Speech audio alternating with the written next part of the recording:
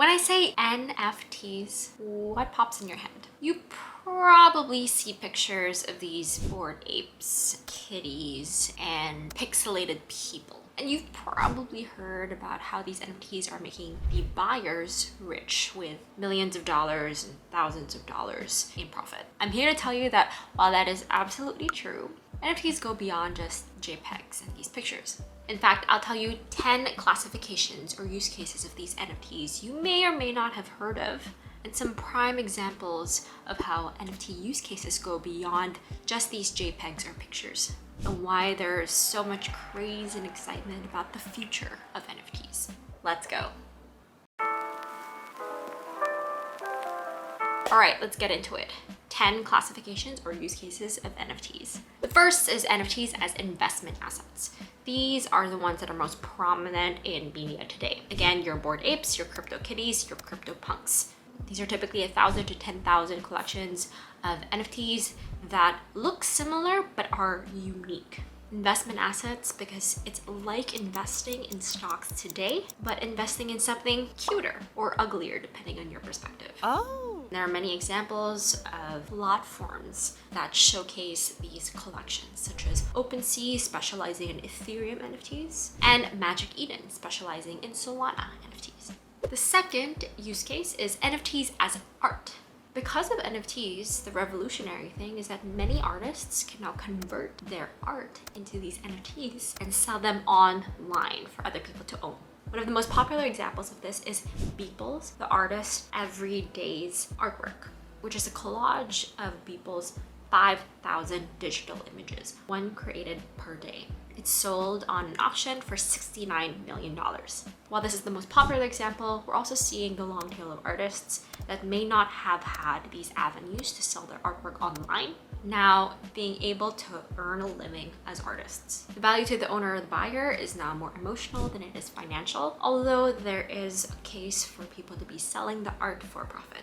This, by the way, feels the same as antiques or fine art today. The Mona Lisa in the museums and other artwork that have ancient historical or artistic value put up in these galleries and museums. One of my personal favorite platforms for supporting NFT artists is formfunction.xyz, which is a one-of-one marketplace on Solana, a more environmentally friendly chain that specifically supports and guides NFT artists through the process. Third is NFTs as in-game assets. One of the most prevalent examples of this is a game called Axie Infinity, one of the most prominent play-to-earn games. And actually, people in these emerging markets like the Philippines are earning more than their actual salaries or wages, their normal day jobs. Axie Infinity sparked this whole wave in the play-to-earn ecosystem, where you effectively own and buy an NFT to enter the game and participate in the game through the NFTs that you have. It's, by the way, also very similar to any in-game asset in non-NFT games today, where you buy skins or you own different Pokemon and play them in the battle arena.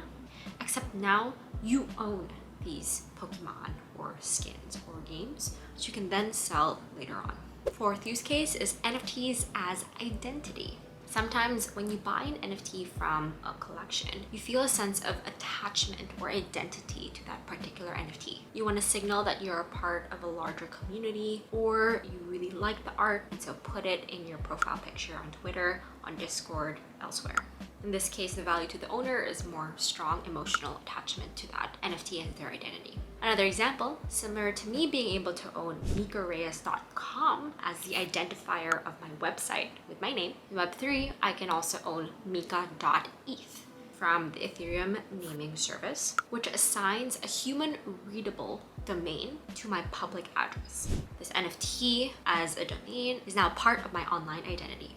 If we think about expanding these use cases even more, this is very akin to you just having your own name, or you having a birth certificate, or you having a profile picture. But now these identifiers are on-chain or on the blockchain, and sometimes there's possible profitable value. Fifth is NFTs as access to a product. More and more, I'm seeing businesses and organizations use NFTs as a way for their users to access premium features of a product. One concrete example with an NFT that I launched is the NFT Playbook. The NFT Playbook, which you can visit at nft-playbook.xyz, is a guidebook to help founders launch quality and successful NFT projects. I launched it as an NFT, so you can always start reading it for free. But to access premium features and to support the people who help collaborate and create the content, you can get an NFT to unlock that content. I see more and more businesses do this, which I think is really exciting and very similar to subscription services today.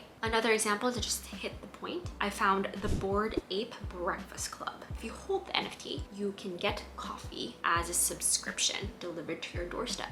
The really cool thing is, if you want to stop access to this particular service, you could always sell your NFT and recoup some of the profits that you made. And more experimentation will be done for businesses to utilize NFTs to have direct ties of communication and benefits to their users. Number 6 is NFTs as property rights. There may be 2 branches of this. The first branch is that in the metaverse, there are plots of land people can buy minted as NFTs. Very similar to real estate today. If you buy a plot of land in the physical world. When people buy that metaverse land in platforms such as Decentraland or Sandbox, they can do similar things you might do with property in the real world, such as rent that land so you can continue to receive value from it, or build on top of that land and then flip it. Very interesting use case.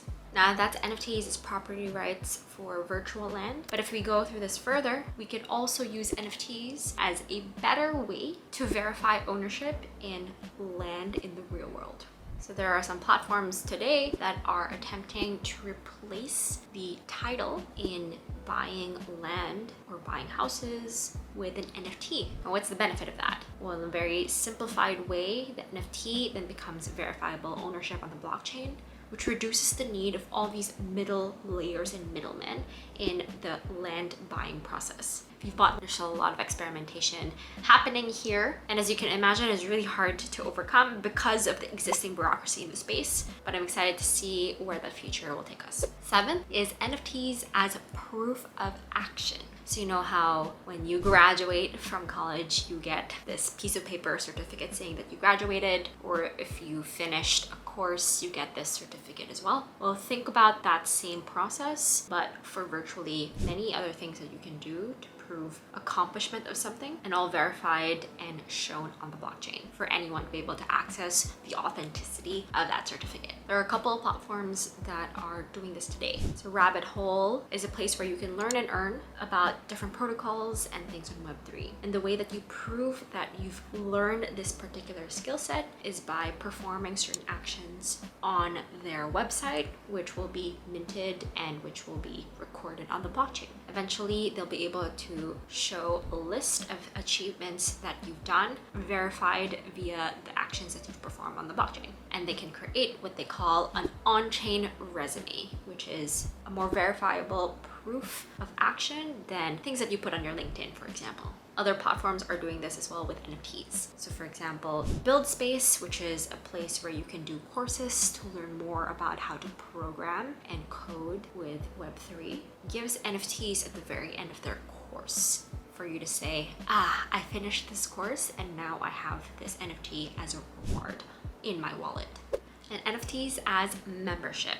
This is gaining more and more traction. What this is that these NFTs act as exclusive membership cards or access cards for accessing a specific community.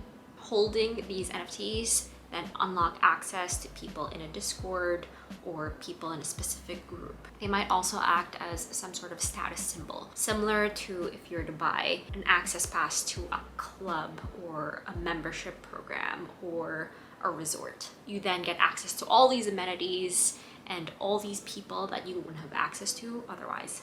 So very similar to these membership clubs or resorts, but now this access card is portable. The creators of those NFTs then can give access to their members across a wide variety of things.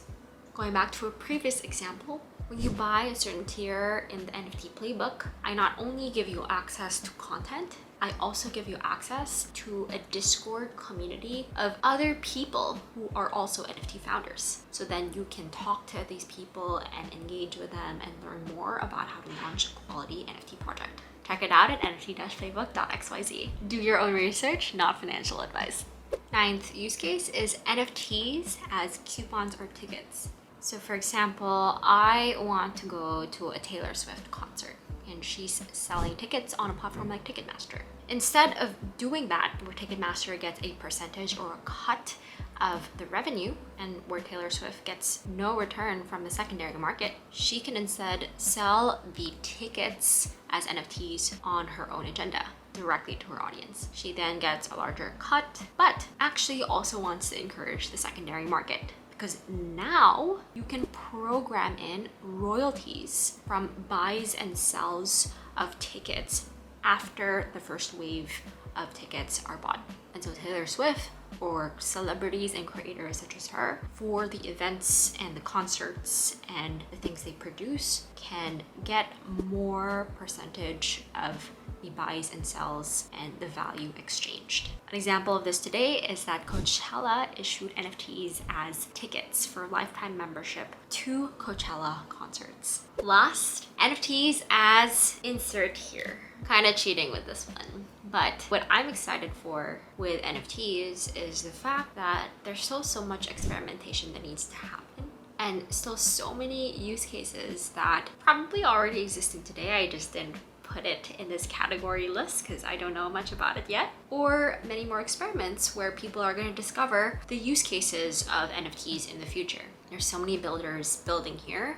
The world of NFTs and honestly crypto is very reminiscent of the early days of the internet. The early days of the internet, everyone was very skeptical about what was happening. Why do we need to be communicating with each other online when we can do it through telephones? Then we come up with all these different experiments and use cases of the internet, where now millions and billions of people are transacting on every day. Who knew that the travel industry would be disrupted by Airbnb? Who knew that we could get strangers in a car through the power of network effects online in Uber or Lyft, and many more. Similar to the early days of the internet, we have all these use cases for NFTs today, but what could that look like in a year from now, or 5 years from now, or 10 years from now? And as a recap, here are the use cases of NFTs described in this video. NFTs as investment assets, as art, as in-game assets, as identity, as access to a product, as property rights, as proof of action, as membership, as coupons or tickets, and as a future use case we have yet to see. I'm most excited about the experiments and the future use cases of NFTs, akin to the use cases and experiments in the internet. I hope you're as excited as I am in the future use cases of NFTs. If there are more examples that you think should be a part of this video or a future video, let me know in the comments below. Happy to have a discussion about all things NFTs anytime, anywhere. For now, I hope you have a great day, and I will see you in the next video. Bye.